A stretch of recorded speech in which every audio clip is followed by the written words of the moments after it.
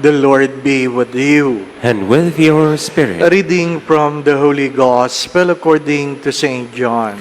Glory to you, O Lord.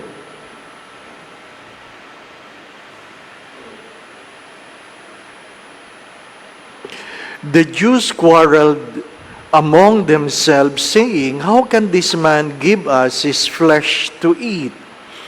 Jesus said to them, "Amen, amen, I say to you, unless you eat the flesh of the Son of Man and drink his blood, you do not have life within you. Whoever eats my flesh and drinks my blood has eternal life, and I will raise him on the last day. For my flesh is true food, and my blood is true drink. Whoever eats my flesh and drinks my blood remain in me and I in him. Just as the living Father sent me, and I have life because of the Father, so also the one who feeds on me will have life because of me. This is the bread that came down from heaven. Unlike your ancestors who ate and still died, whoever eats this bread will live forever." These things he said while teaching in the synagogue in Capernaum.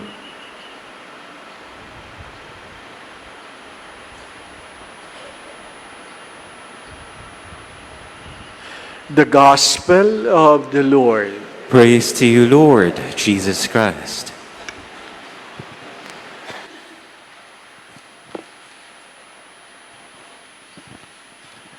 We have a new Pope in the name of Leo the 14th.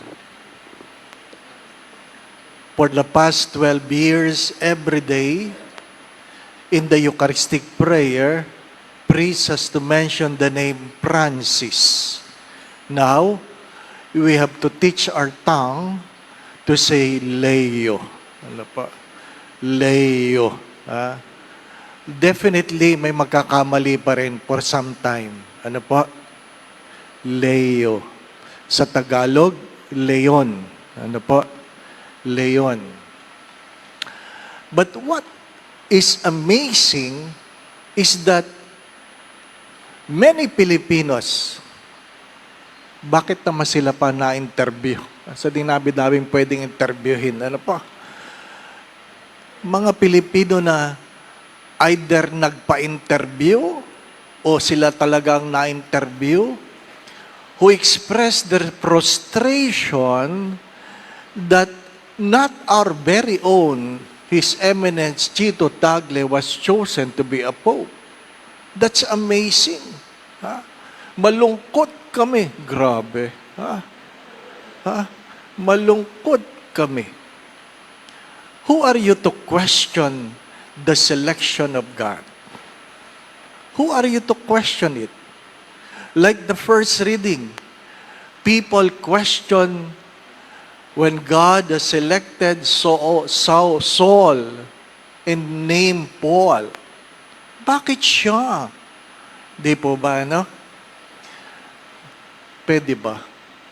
Hindi nga tayo marunong bumoto ng tamang tao eh. Papa. Di po ba, ano? Eleksyon natin sa Lunes. Sa dinami-dami na tinagatagal mo nagsisimba, sorry for the words, ang isusulat mo pa rin, magnanakaw. Di po ba, ano? Mga minamahal na mga kapatid, rather than questioning the selection of God, let us ask ourselves. Let us ask ourselves. We are 85 million Catholics. 85. Only 55 million goes to church. Goes to church. Doon sa 55 million na yon, 25% doon, online. Online. According to the survey, kung kayo naniniwala sa survey, 25% online. Ano po? Kasi masarap magsimba yung habang nagkakape. Di po ba? Ano? Kape, ah, tapos mamaya, tayo ka na. Iba naman ang gawin mo. Di po ba? Ano? This is the kind of faith we have. It's good to ask ourselves.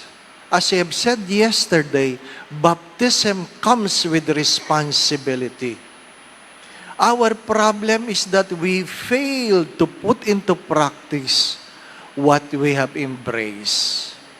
My dear friends, my brothers and sisters, what is the gospel trying to tell us? It is not simply about the Eucharist. It is about an intimate relationship with God. An intimate relationship. Seminarista pa lang ako when I heard this from Bishop Bacani saying, ang biyaya ay isang regalo ng Diyos na kung saan pag humingi ang Diyos, hindi ka makatanggi. Ang biyaya ay isang regalo ng Diyos na kung saan kapag humingi ang Diyos, hindi ka makatanggi. Why? You are so full with gratitude. Punong-puno ka ng pasasalamat, punong-puno ka ng utang na loob na kaya pag humingi sa iyo ang Diyos, hindi ka makatanggi.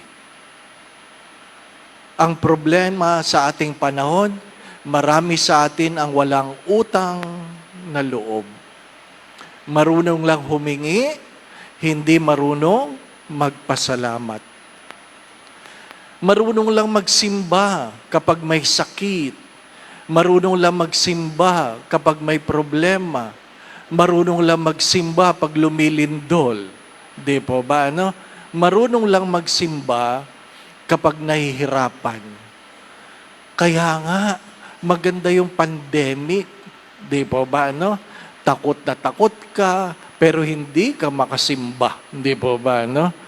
Na gusto nilang magsimba. Ha?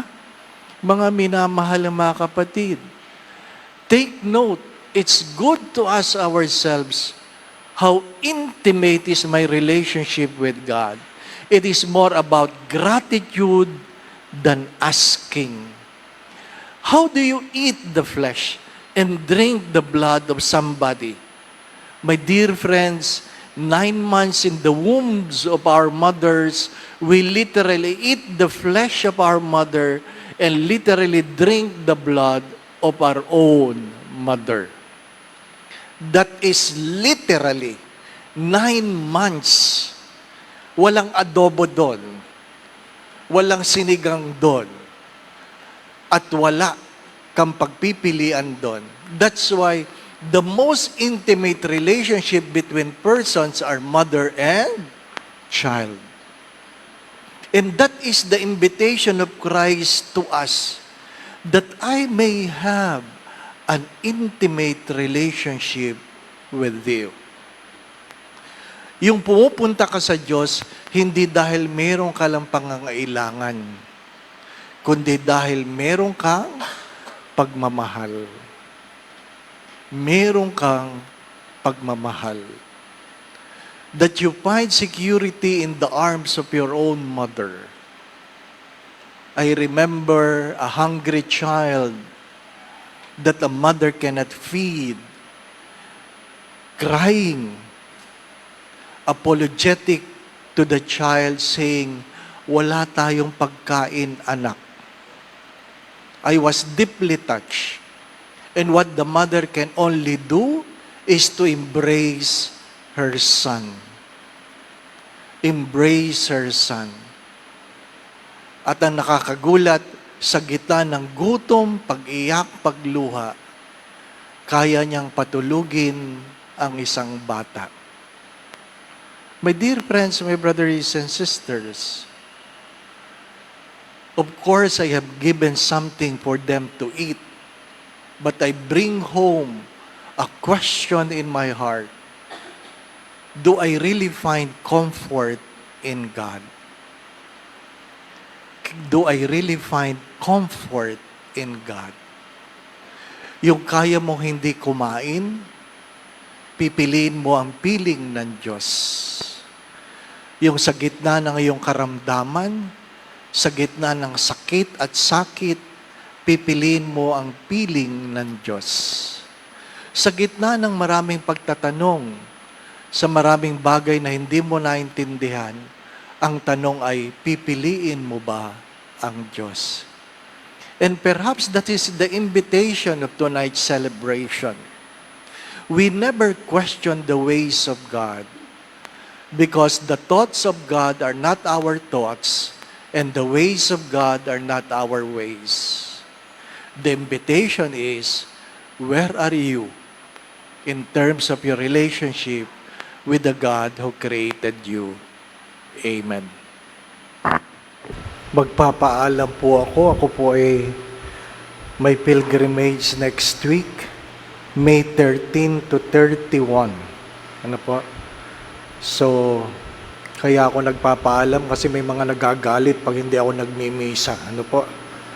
Talo pa yung obispo eh. Ano po? So, I will not be around from May 13 to 31. We will see each other June 1. Ano po? Be assured of my prayers. Going back to what I've said, my dear friends, my brothers and sisters, I have been saying this to you a few days ago, that we are transformed by what we love. Kung ano man ang iyong iniibig, yan ang umuhubog ng iyong pag-iisip. Second, that we become what we eat. We become what we eat. So what you eat, mahilig ka sa taba, hindi alam mo na kung ano problema mo, hindi po ba, ano? May mga bagay na hindi nakukuha sa panalangin. Ha? Ang takaw sa matamis, gusto magpa-pray over na sila'y mawalan diabetes. Hindi imposible yan. Ano, imposible yan. Ano po? Ha? Kung ano ang bawal, bawal. And today we are being reminded that God is inviting us to receive Him because He wants an intimate relationship with you. And perhaps that is the question. Where are you in your relationship with God? The Lord be with you. And with your And spirit. may Almighty God bless you and your family, the Father, the Son, and the Holy Spirit. Amen. The Mass has been offered. We go in peace to love and serve the Lord. Thanks be to God.